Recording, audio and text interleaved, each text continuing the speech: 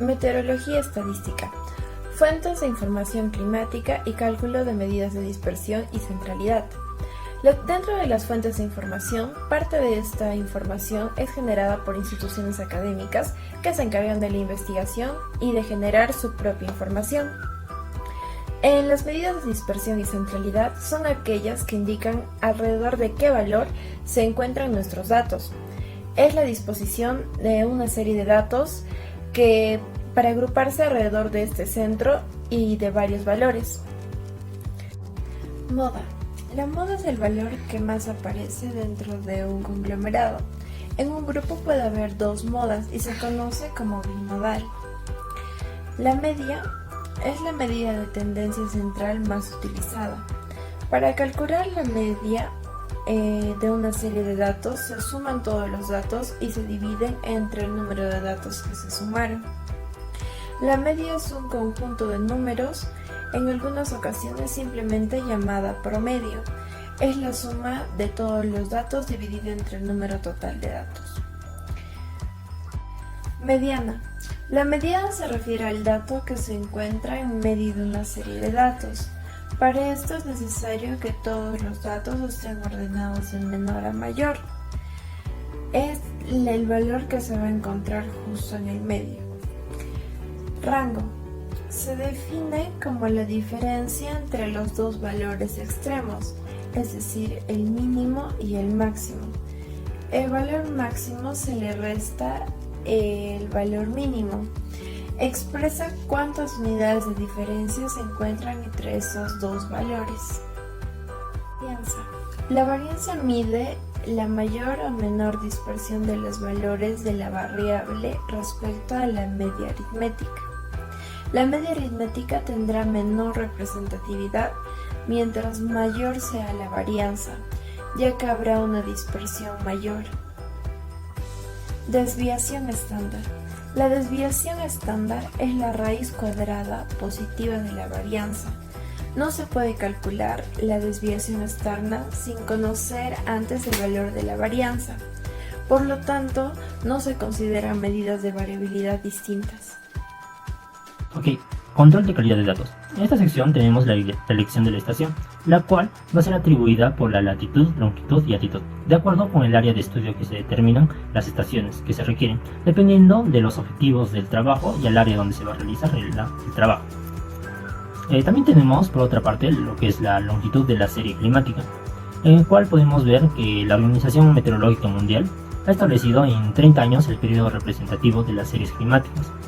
En lo que es para las regiones con clima semiárido y árido, se utilizan series largas, las cuales son más de 30 años. Para las regiones como clima templado y cálido lluvioso, se requiere 6 intermedias, entre 20 y 30 años por lo menos. En lo que es para estudios de cambios climáticos de una región, se requiere registros de por lo menos 50 años, datos a nivel anual, tenemos un ejemplo en el cual vamos a hacer la aplicación de esto, la cual es primeramente la elección de la estación. De acuerdo con el área de estudio, se seleccionan las estaciones más cercanas para elegir la más adecuada para el estudio. En una hoja de cálculo se realiza la prueba de funcionamiento, el cual vamos a sacar las estaciones a través de datos estadísticos para ver cuál es la estación más eficiente, En el cual podemos ver, en este caso, las estaciones de la longitud más amplia son Zitácuaro, con 62 años, la laguna de Fresno, con 60 años, y el bosque Zitácuaro, con 50 años. De las estaciones antes mencionadas, la de Zitácuaro tiene mayor longitud, pero cuenta con un 37.2% de los datos por los que se descartan, en el segundo caso, la estación Laguna Fresno tiene el 75% de datos, y la estación del bosque cuenta con 50 años, y con un 99.2% de datos, por lo que se considera como la estación más adecuada para este ejercicio y el cual se va a elegir, 3. Cálculo de quintiles. En nuestra parte introductoria tenemos que es una pequeña descripción numérica que se realiza mediante el cálculo. Los parámetros para la centralidad y la presión. Las medidas de centralidad tienen el objetivo de determinar la media, la moda y la mediana en lo que aparte de estadística. Bueno, ustedes se preguntarán qué son los cuantiles. Los cuantiles son indicadores estadísticos comunes que describen la población de un elemento climático. Todo se obtiene de sus distintas series de mayor a menor. Los más importantes son los cuartiles, quintiles, los deciles y los percentiles. Ahora nos pasamos a hablar sobre el cálculo de cuartiles. Para el cálculo de cuartiles tenemos lo siguiente: la fórmula de Chauvet, donde I es el rango de un elemento o lugar que ocupa según su valor, N el total de valores de la muestra y C la frecuencia relativa. Cuando el valor de I no es un número entero, podemos hacer la aproximación que se aproxime al decimal. El decimal con mayor. Si tenemos un 0.5 se va a aproximar a 1, y si tenemos un 0.4, un 0.3 o un 0.2 a un número menor a ese, que sería el 0. Bueno, así tenemos este siguiente ejemplo. En una serie de 40 años, el lugar que corresponde a los quintales es K1. La frecuencia relativa es 0,2. En ese caso, I va a ser igual a 2 por 40 por 0.2 más 1 entre 2. Y el resultado de todo eso es 85. Ya. Ahora tenemos otro ejercicio que nos dice lo siguiente. De acuerdo a la siguiente serie de datos, ubicado el valor que corresponde al dato del percentil 95, menciona cuántos días en este año se consideran con lluvias extremas. Tenemos los siguientes: estación, año y datos. En la estación el año es 2001 y tenemos los distintos datos. Para poder resolver este ejercicio tenemos que realizarlo según lo siguiente. Como paso 1 tenemos que ordenar los datos de menor a mayor. Por ejemplo, en este ejercicio es desde el 0,2 hasta el 50. En el paso 2 es de obtener los datos que corresponden al percentil 95. Aplicamos la fórmula P por N es igual a K sobre N sobre 100. Eso sería ahora tenemos el paso 3, que es ubicar a la serie de datos el valor que corresponde al dato 103. Por lo tanto, P95 es igual a 27 milímetros, por la que a partir de este valor umbral, los días con más de 27 milímetros de consideración de días con lluvia extremas, es decir, 6 días al año en el 2001 ocurrieron eventos lluviosos o extremos. Continuando con la exposición, ahora vamos a hablar de los índices y umbrales térmicos e índices fitoclimáticos. Los índices fitoclimáticos son relaciones numéricas entre los distintos elementos del clima que se pretenden cuantificar la influencia de este sobre las comunidades vegetales. Los umbrales térmicos se utilizan para analizar la relación de las temperaturas con variables del medio natural. También combinan este parámetro con otros, como en el caso de la precipitación y la humedad. Los umbrales térmicos, la temperatura es la más decisiva entre los elementos climáticos. Para el desarrollo térmico dirigen el ritmo anual de la actividad biológica y se constituyen en auténtico factor limitante cuando sobrepasan ciertos valores distintivos para cada especie vegetal. La temperatura condicionada el hecho de que un cultivo pueda o no desarrollarse en un territorio. El índice de variabilidad térmica diaria, eso sería el objetivo, es evaluar el ritmo que varían las temperaturas de un día para otro, y su valor es la suma de las diferencias entre las medias sucesivas dividido entre el total de los días evaluados. Ahora vamos a hablar de las temperaturas cardinales. La temperatura vital mínima es la temperatura en la cual la planta empieza a crecer y también la mínima de un organismo puede vivir. Y la temperatura óptica es aquella en la que el proceso se realiza a la máxima velocidad. Y la temperatura vital máxima es la que tiene mayor intensidad calorífica, bajo la cual la especie puede seguir viviendo. La temperatura letal máxima, aquí la muerte se produce por temperaturas mayores, ¿no? Por altas temperaturas. Ahora vamos a hablar de las horas frío. La acumulación de las horas de frío posibilita los cambios fisiológicos responsables de la floración y fluctuación normal de un cultivo. Este periodo va desde una parte del otoño hasta el final. En ese periodo la latencia se producen cambios en el metabolismo y en el crecimiento de las especies frutales que dan una resistencia al frío. En la agricultura se conoce por hora frío a la temperatura que está debajo de los 7 grados centígrados. Cuando las plantas no acumulan el frío necesario durante su reposo, sufren desórdenes fisiológicos que afectan su producción.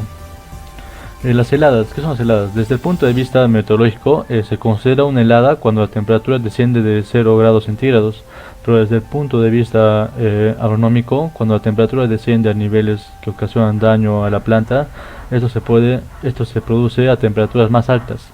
Todo depende del tipo de planta, su especie y en dónde lo están cultivando. La clasificación de las heladas, ¿no? Uno será por su ocurrencia, que sería entre primaveras, invernales, otoñales.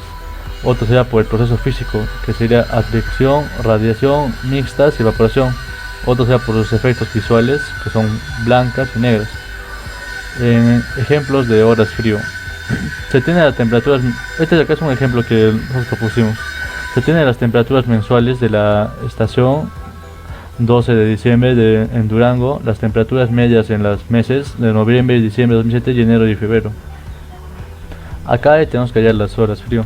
Por ejemplo, son 4 meses, noviembre, diciembre, enero y febrero. Las temperaturas medias son de 16.0, 14.8, 13.1, 15.5. Y las horas frío serán de 29.1, 63.3, 117.7, 43.3 y el total de horas frío son de 247.4. Según Damota, para poder determinar las horas frías, la ecuación necesaria es esta.